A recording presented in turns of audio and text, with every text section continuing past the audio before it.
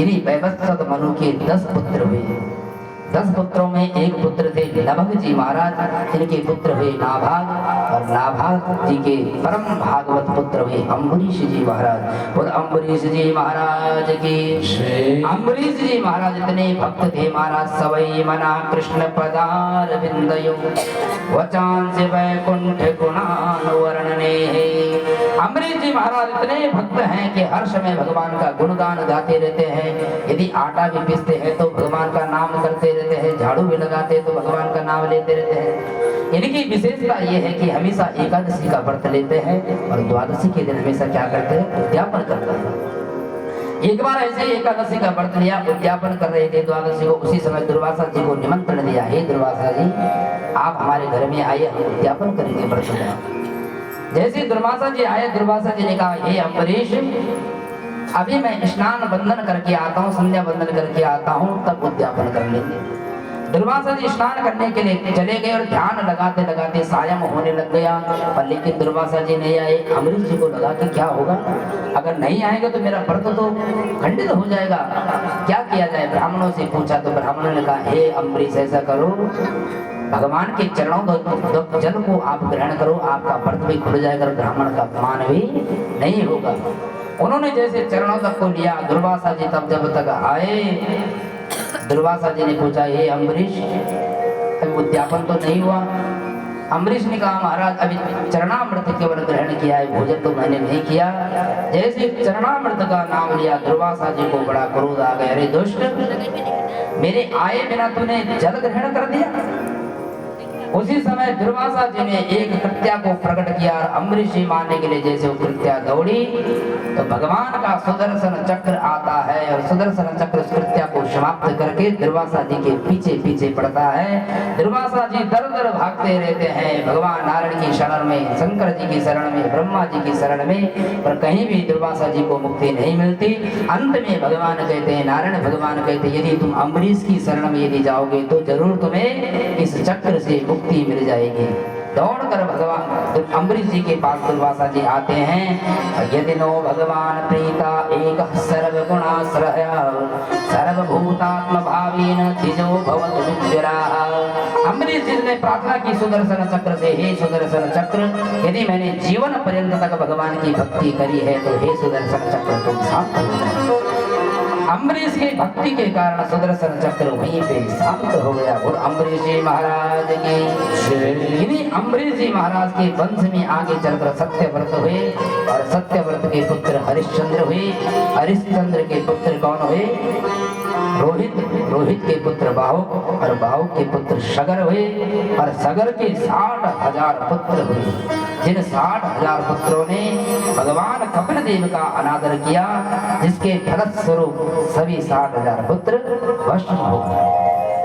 अब इनकी मुक्ति कैसे मिलेगी, तो महाराज इन्हीं सगर जी का एक दूसरा बेटा था जो पागल की भांति था, जिसका नाम था अंशुमान।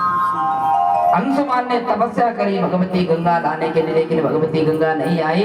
अंशुमान के पुत्र दिलीप हुए, इन्होंने भी तपस्या करी फिर भी गंगा नहीं आई। इनके पुत्र भगीरथ हुए, भगीरथ ने दिव्य तपस्या करी, भगवती गंगा प्रकट हो गई। और गंगा मैया की, वही गंगा यज्जल स्पर्श मात्रेण ब्रह्म दंड हता अपि सगरात्मजा दिवम जगमो केवलम देह भस्मभिः। जैसे गंगा भगवती गई, जो 60,000 पुत्र मरे पड़े थे केवल स्पर्श मात्र से सभी सगर के 60,000 पुत्र मुक्त हो गए। क्योंकि शास्त्रों में लिखा है गंगा गंगेत योगनयात् योजनानां सतैरपि उच्यतां सर्व पापेभ्यो विष्णुलोकं स गच्छति।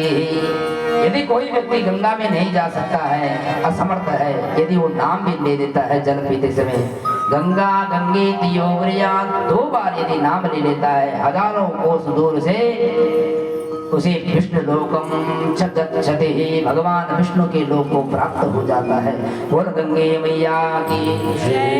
इन्हीं सगर इनके वंश में आगे चलकर ऋतुपर्ण हुए, ऋतुपर्ण की सौदास, सौदास की असमत हुए, असमत के नारी कवच, नारी कवच के खट्वांग हुए और खट्वांग के पुत्र हुए दीर्घबाहु और दीर्घबाहु के पुत्र हुए रघु, जिनसे यहाँ से वंश प्रारंभ हो गया रघुवंश। रघु जी महाराज के पुत्र हुए आज के ऐसे धर्मात्मा पुत्र हुए श्री दशरथ जी महाराज। बोल दशरथ जी महाराज की जय। दशरथ जी के 3 विवाह हुए, कौशल्या के साथ में, कैकेयी के साथ में, सुमित्रा के साथ में, पर लेकिन इनके घर में कोई संतान नहीं हुई। बड़ा दुख है। वशिष्ठ जी की कृपा से पुत्रेष्टि यज्ञ किया, इसके फलस्वरूप भगवान अग्निदेव प्रकट हुए और अग्निदेव प्रकट हुए, इन्होंने चरु दिया। तीनों पत्नियों ने ग्रहण किया। कालांतर में कौशल्या मैया के गर्भ से साक्षात परम पुरुष नारायण भगवान राम के रूप में अवतीर्ण हुए। बोल सियावर रामचंद्र भगवान की जय। और कैकेयी के गर्भ से भरत जी के रूप में भगवान अवतीर्ण हुए। बोल भरत जी महाराज की जय। और सुमित्रा के गर्भ से 2 जुड़वा पुत्र हुए, लक्ष्मण और शत्रुघ्न के रूप में भगवान अवतीर्ण हुए। बोल चतुर्व्यूह भगवान की जय। और सुखदेव जी ने एक ही श्लोक में भागवत में पूरी राम कथा सुना दी। रामचरितमानस में विस्तार से कथा आती है, पर लेकिन भागवत में सुखदेव जी ने एक ही श्लोक में कथा सुनाई। गुरुवर्ते त्यक्त राज्यो व्यचरदन वनुम पद्म पदभ्याम प्रियायाः पाणिस्पर्शा क्षमाभ्याम मृजत पथरजो यो हरीन्द्रानुजाभ्याम वैरूप्या शूर्पणख्या प्रिय विरहरुसारोपितं भ्रूनिजिम्ब प्रस्ताभिर्बद्ध सेतु खलदवदहना कौसलेन्द्रोऽवतान्नः। सुखदेव जी ने एक श्लोक में गायन किया कौसलेन्द्रोऽवतान्नः। कौशल नरेश श्री रामचंद्र भगवान हमारी रक्षा करे। गुरुवर्थे त्यक्त राज्यो, जिन्होंने अपने पिता और गुरु की आज्ञा मानकर 14 वर्ष तक वन में रहे और वन से वापस आकर जो पुनः राम राज्य जिन्होंने स्थापित किया। बोल सियावर रामचंद्र भगवान की जय। आगे चलकर राम जी का विवाह भगवती सीता के साथ में संपन्न हुआ, भरत जी का विवाह मांडवी के साथ में संपन्न हुआ और लक्ष्मण जी का विवाह उर्मिला के साथ में संपन्न हुआ और शत्रुघ्न लाल जी का विवाह श्रुतकीर्ति के साथ में संपन्न हुआ। यही पे सुखदेव जी ने राम कथा को विराम दिया और आगे चंद्रवंश की कथा सुनाते हुए कहते हैं अथात श्रूयतां राजन् वंशः सोमस्य पावना यस्मिन् ऐलादयो भूपा कीर्त्यन्ते पुण्यकीर्तया। चंद्रवंश की बड़ी पावन कथा सुनाते हुए सुखदेव जी कहते हैं अथाता श्रूयतां राजन् वंशः सोमस्य पावनाः। चंद्रवंश माने सोम माने चंद्रवंश की कथा सुनाते हुए कहते हैं सुखदेव जी कहते हैं परीक्षित ब्रह्मा जी के पुत्र हुए, अत्रि और अत्रि के पुत्र हुए महाराज चंद्रमा और इन्हीं से चला चंद्रवंश। सूर्य से चला सूर्यवंश और चंद्रमा से चला चंद्रवंश। चंद्रमा के पुत्र हुए बुध और बुध के पुत्र हुए ऐल। ऐल का विवाह उर्वशी अवसरा से उनके 6 पुत्र हुए आयु, श्रुतायु, सत्यायु, रय, जय और विजय 6 पुत्र हुए। आगे चलकर इनके वंश में महाराज नहुष हुए, इतने प्रतापी राजा हुए जिनको स्वर्ग में कई वर्षों तक इंद्र पदवी का भाग्य प्राप्त हुआ। इन्हीं नहुष जी महाराज के वंश में आगे चलकर यति याति बड़े बड़े धर्मात्मा राजा पैदा हुए। याति जी महाराज हुए, इनके 2 विवाह हुए। शुक्राचार्य की पुत्री शर्मिष्ठा के वृषपर्वा के साथ में और देवयानी के साथ में इनका विवाह संपन्न हुआ। इसी वंश में चलकर आगे दुष्यंत जैसे प्रतापी राजा हुए जिनके पुत्र हुए भरत जी महाराज। बोल भरत जी महाराज की। भरत जी महाराज इतने शक्तिशाली थे जो बचपन में ही शेरों के दांत गिना करते थे, जिनके नाम से इस भूमि का नाम भारतवर्ष पड़ा। बोल भरत भारत माता की। 3 भरत हुए, एक जड़ भरत हुए, एक कौशल्या नंदन भरत हुए और एक दुष्यंत नंदन भरत हुए। 3 भरत इस भारतवर्ष में हुए। और सुखदेव जी कहते हैं इसी वंश में आगे चलकर बड़े बड़े राजा उत्पन्न हुए। सूरसेन उग्रसेन जैसे महाराज। सूरसेन के पुत्र हुए आनक दुंद हुए।